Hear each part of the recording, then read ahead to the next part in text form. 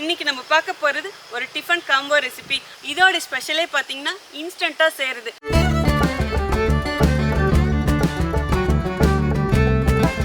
சூப்பராக மணக்க நம்ம இன்ஸ்டன்ட் பொங்கலும் ரெடி ஆயிடுச்சு, இன்ஸ்டன்ட் சாம்பாரும் ரெடி ஆயிடுச்சு.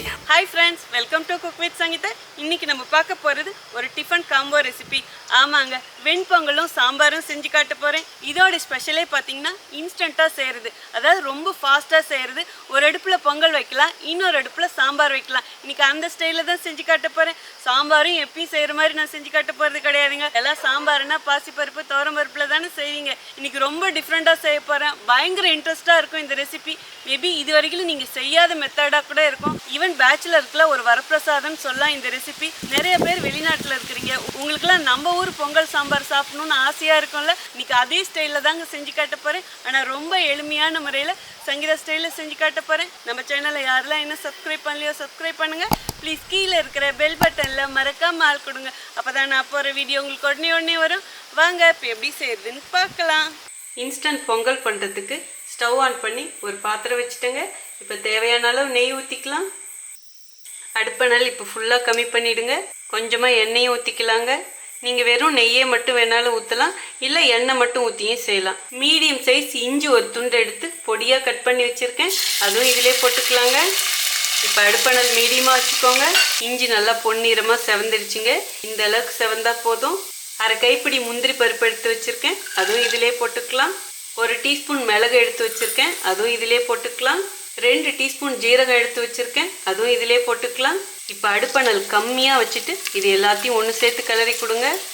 நான் அடுப்பணல் எங்கே கூட்ட சொல்கிறேனோ அங்கே கூட்டுங்க, எங்கே குறைக்க சொல்கிறேனோ அங்கே குறைங்க.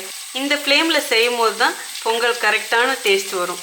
முந்திரி பருப்பு இந்த அளவுக்கு செவந்தா கரெக்டாக இருக்குங்க. இங்கே பாருங்களேன், அப்படியே லேசாக செவந்துருக்கணும், இதுதான் கரெக்டான பதம். அதே மாதிரி ஜீரகமும் பொரிஞ்சிடுச்சு, மிளகும் வெடிக்க ஆரம்பிச்சிருச்சு. ஸோ எல்லாம் இந்த அளவுக்கு செவந்தா போதுங்க.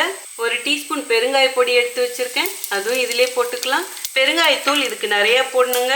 கொஞ்சமாக கருவேப்பிலையும் போட்டுக்கலாம். அப்படியே கிளறி கொடுங்க. இந்த அளவுக்கு கிளறி கொடுத்தா போதுங்க. இந்த கிளாஸில் 1 கிளாஸ் பச்சரிசியும் 1/2 கிளாஸ் பாசிப்பருப்பு நல்லா கழுவிட்டு எடுத்து வச்சுருக்கேங்க. இப்போ இந்த பருப்பும் அரிசியும் நம்ம குக்கர்லேயே கொட்டிடலாங்க. அடுப்பணல் இப்போ மீடியமாக வச்சுட்டு இது எல்லாத்தையும் ஒன்று சேர்த்து கிளறி கொடுங்க. பொங்கல் செய்கிறது நிறைய மெத்தட் இருக்குது. இன்றைக்கி நான் செஞ்சு காட்டுறது இன்ஸ்டன்ட் பொங்கல், அதாவது உடனடியாக செய்கிற மாதிரி. மீடியம் அனலில் வச்சு 1 நிமிஷத்துக்கு இந்த அரிசியும் பருப்பும் நல்லா வதக்கிட்டுங்க. இப்படி வதக்கும் போதும் அரிசி பருப்பில் இருக்கிற பிசுபிசுப்பு தன்மை இல்லாமல் இருக்கும். இந்த அளவுக்கு வதக்கினா போதுங்க. எந்த கிளாஸில் அரிசியும் பருப்பும் எடுத்தோமோ அதே கிளாஸ்லேயே 5 கிளாஸ் தண்ணி அளந்து எடுத்து வச்சுருக்கேன். இப்போ இந்த தண்ணியை குக்கர்லேயே ஊற்றிடலாங்க. இப்போ அடுப்பணல் ஃபுல்லாக வச்சுடுங்க. இந்த கிளாஸில் தானே நம்ம அரிசியும் பருப்பு எடுத்தோம், அதாவது 1 கிளாஸ் அரிசி 1/2 கிளாஸ் பருப்பு, மொத்தம் 1.5 கிளாஸுக்கும் சேர்த்து தண்ணி அளவு 5 தான் ஊற்றிருக்கேன். 5 கிளாஸ் ஊற்றுனீங்கன்னா கரெக்டாக இருக்கும். அதாவது 5 கிளாஸ் தண்ணி ஊற்றுனீங்கன்னா உடனே பொங்கல் எடுத்து சாப்பிட்லாம். இல்லை எனக்கு கொஞ்சம் நேரம் கழித்து சாப்பிட்ணுன்னு நினச்சிங்கன்னா 5.5 கிளாஸ் தண்ணி ஊற்றுனீங்கன்னா கரெக்டாக இருக்கும். நான் இன்னைக்கு உடனே எடுத்து சாப்பிட்றதுனால 5 கிளாஸ் தண்ணி ஊற்றிருக்கேன். 4 பச்சை மிளகாய் எடுத்து வச்சுருக்கேன், இப்போ அதுவும் இதிலே போட்டுடலாம். இந்த பொங்கலுக்கு தேவையான அளவு உப்பும் போட்டுடலாங்க. இதிலே 1/4 டீஸ்பூன் மஞ்சள் பொடியும் போட்டுக்கலாங்க. கலர் உங்களுக்கு விருப்பப்பட்ட மஞ்சள் பொடி போடுங்க, இல்லைன்னா தேவையில்லை. இப்போ எல்லாத்தையும் நல்லா ஒன்று சேர்த்து கிளறி கொடுங்க. கிளறி கொடுத்துட்டு உப்பு கரெக்டாக இருக்கான்னு பார்த்துக்கோங்க. உங்களுக்கு தகுந்த மாதிரி அட்ஜஸ்ட் பண்ணிக்கோங்க. போட வேண்டியதெல்லாம் போட்டாச்சுங்க. நீங்கள் இது ஒரு கொதி விட்டும் மூடலாம், அப்படி இல்லைன்னா உடனேவும் மூடிடலாம். இப்போ நான் இதை க்ளோஸ் பண்ணிடுறேங்க. இது 3 விசில் வரட்டுங்க. 3 விசில் வந்துடுச்சுங்க. இப்போ ஸ்டவ் ஆஃப் பண்ணிடலாம். குக்கர் ஆவி போட்டும் அதுக்கப்புறம் ஓப்பன் பண்ணி பார்க்கலாங்க. பொங்கல் குக்கர் ஆவி போயிடுச்சுங்க. இப்போ ஓப்பன் பண்ணி பார்க்கலாம். இது மேலே இப்போ அப்படியே கொஞ்சமாக கருவேப்பிலையில் போட்டுக்கலாங்க. லாஸ்ட்டாக 1 டீஸ்பூன் நெய்யும் போட்டுக்கலாம். இப்போ அப்படியே எல்லாத்தையும் ஒன்று சேர்த்து கிளறி கொடுத்துருங்க. ஆஹா, கமகமன்னு சூப்பர் வாசனைங்க. பாருங்க, பொங்கல் உடனே சாப்பிட்றதுக்கு கரெக்ட் பதமாக இருக்குது. அவ்வளோதாங்க. வாங்க இப்போ எப்படி சாம்பார் செய்கிறதுங்கிறதும் பார்க்கலாம். இப்போது சாம்பார் பண்ணுறதுக்கு ஸ்டவ் ஆன் பண்ணி ஒரு குக்கர் வச்சுட்டேங்க. 200 கிராம் முழு உளுத்தம்பருப்பு எடுத்துருக்கு, அதுவும் குக்கர்லேயே போட்டுக்கலாம். இப்போது அடுப்பணல் மீடியமாக வச்சு இதை நல்லா செவக்க வறுத்துக்கலாங்க. இதை நல்லா வறுத்து செய்யும் போதும் சாம்பார் நல்லா வாசனையாக இருக்கும். அதே மாதிரி நான் உளுத்தம்பருப்பு போட்டிருக்கேன். நீங்கள் இதுக்கு பதிலாக பாசிப்பருப்புலேயும் செய்யலாம், துவரம்பருப்புலேயும் செய்யலாம். இப்போ இதை நல்லா செவக்க வறுத்துக்கலாங்க. பாருங்கள், நல்லா செவந்துடுச்சு. இந்த அளவுக்கு வறுத்துக்கிட்டா போதுங்க. இப்போ இது நல்லா கழுவி எடுத்துகிட்டு வந்துடுறேங்க. நல்லா கழுவியாச்சு. இப்போ இதில் மீதி தேவையான பொருட்களும் போட்டுக்கலாங்க. இந்த பருப்பு வேகிற அளவுக்கு நம்ம தண்ணியும் ஊற்றிக்கலாங்க. ஒரு கைப்பிடி சின்ன வெங்காயம் உரித்து வச்சுருக்கேன், அதுவும் இதிலே போட்டுக்கலாம். பழமாக 2 தக்காளி எடுத்து கட் பண்ணி வச்சுருக்கேன், அதுவும் இதிலே போட்டுக்கலாம். 10 பல்லு பூண்டு எடுத்து வச்சுருக்கேன், அதுவும் இதிலே போட்டுக்கலாம். 3 பச்சை மிளகாய் எடுத்து வச்சுருக்கேன், அதுவும் இதிலே போட்டுக்கலாங்க. 3 காஞ்ச மிளகாய் இதிலே போட்டுக்கலாம். இதிலே 1/4 டீஸ்பூன் மஞ்சள் பொடி போட்டுக்கலாங்க. 1/2 டீஸ்பூன் பெருங்காயத்தூளும் போட்டுக்கலாம். 1/2 டீஸ்பூன் ஜீரகமும் போட்டுக்கலாம். 2 டீஸ்பூன் சாம்பார் பொடி போட்டுக்கலாங்க. தேவையான பொருட்கள் எல்லாத்தையும் போட்டாச்சுங்க. இப்போ இது எல்லாத்தையும் நல்லா கிளறி கொடுத்துடலாங்க. இதிலே எண்ணெய் 1/2 டீஸ்பூன் ஊற்றிக்கலாங்க. குக்கர் க்ளோஸ் பண்ணிடலாங்க. விசிலும் போட்டாச்சு. அடுப்பணல் இப்போ மீடியமாக வச்சுடுங்க. இது 3 விசில் வரட்டுங்க. 3 விசில் வந்துடுச்சுங்க. இப்போ ஸ்டவ் ஆஃப் பண்ணிடலாம். குக்கர் ஆவி போட்டுங்க, அதுக்கப்புறம் ஓப்பன் பண்ணி பார்க்கலாம். குக்கர் ஆவி போயிடுச்சுங்க. இப்போ ஓப்பன் பண்ணி பார்க்கலாம். நம்ம பருப்பு நல்லா கடைஞ்சிக்கணுங்க. அதுக்கு முன்னாடி இதுக்கு தேவையான உப்பும் போட்டுக்கலாம். இப்போ இது நல்லா கடைஞ்சிக்கலாங்க. நான் இன்னும் அடுப்பு பற்ற வைக்கலைங்க. ரொம்ப நைஸாக மைய வேண்டாம், அப்படியே ஒன்றும் பாதியமாக கடைஞ்சா போதும். அவ்வளோதாங்க, இந்த அளவுக்கு கடைஞ்சா போதும். கடைஞ்ச பருப்பை அப்படியே ஒரு பக்கம் எடுத்து வச்சுருங்க. வாங்க இப்போ இதுக்கு எப்படி தாளிப்பு கொடுக்கணுங்கிறதும் பார்க்கலாம். சாம்பார் தாளிக்கிறதுக்கு ஸ்டவ் ஆன் பண்ணி ஒரு பாத்திரம் வச்சுட்டேங்க. தேவையான அளவு எண்ணெய் ஊற்றிக்கலாங்க. இதுலேயே கடுகு 1 டீஸ்பூன் போட்டுக்கலாம். அடுப்பணல் கம்மியாகவே வச்சுக்கோங்க. இந்த கடுகு நல்லா பொரியட்டுங்க. கடுகு பொரியுதுங்க. இதுலேயே 1/4 டீஸ்பூன் வெந்தயம் போட்டுக்கலாம். 1/2 டீஸ்பூன் ஜீரகமும் போட்டுக்கலாம். காஞ்ச மிளகாய் 2 கிள்ளி வச்சுருக்கேன், அதுவும் இதிலே போட்டுக்கலாம். இப்போ அடுப்பு ஆஃப் பண்ணிவிடுங்க. கருவேப்பிலையும் கொஞ்சம் போட்டுக்கலாங்க. அவ்வளோதாங்க, தாளிப்பு ரெடி ஆயிடுச்சு. ஸ்டவ் ஆன் பண்ணி சாம்பார் வச்சுட்டேங்க. இப்போ தாளிப்பை இதிலே கொட்டிடலாம். அடுப்பணல் நல்லா ஃபுல்லாக வச்சுடுங்க. எல்லாத்தையும் ஒன்று சேர நல்லா கிளறி கொடுங்க.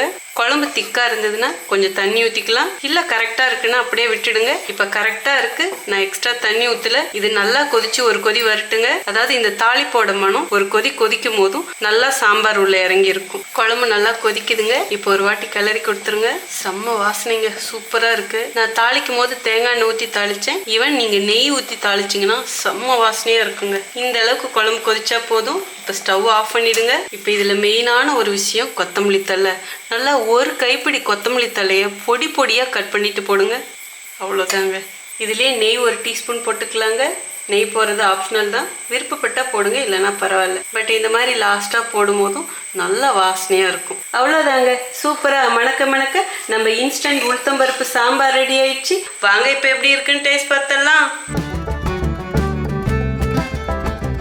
சூப்பராக மணக்க மணக்க நம்ம இன்ஸ்டன்ட் பொங்கலும் ரெடி ஆயிடுச்சு, இன்ஸ்டன்ட் சாம்பாரும் ரெடி ஆயிடுச்சு. பொங்கலும் சாம்பாரும் சாப்பிட்டு பார்க்கறதுக்கு முன்னாடி இப்போ தேவையான டிப்ஸ் உங்களுக்கு கொடுத்துட்றேங்க.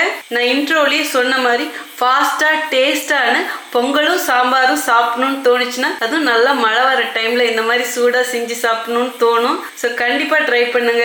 ரொம்ப வித்தியாசமாக இன்னைக்கு சாம்பார் செஞ்சு காமிச்சிருக்கேன். சாம்பார்னாலே துவரம்பருப்பு பாசிப்பருப்பில் தான் நம்ம செய்வோம். பட் நான் இன்னைக்கு உளுத்தம் பருப்பில் செஞ்சுருக்கேன். செம்ம வாசனையாக இருக்கும், சூப்பராக இருக்கும். அதாவது நீங்கள் பாசிப்பருப்பில் செஞ்சால் எப்படி சுவையில் இருக்குமோ அதை விட கூடுதலாக இருக்கும்னு சொல்லுவேன். ஸ்பெஷலாக இந்த சாம்பார் பார்த்தீங்கன்னா பொங்கலுக்கு அவ்வளோ சூப்பராக இருக்கும்.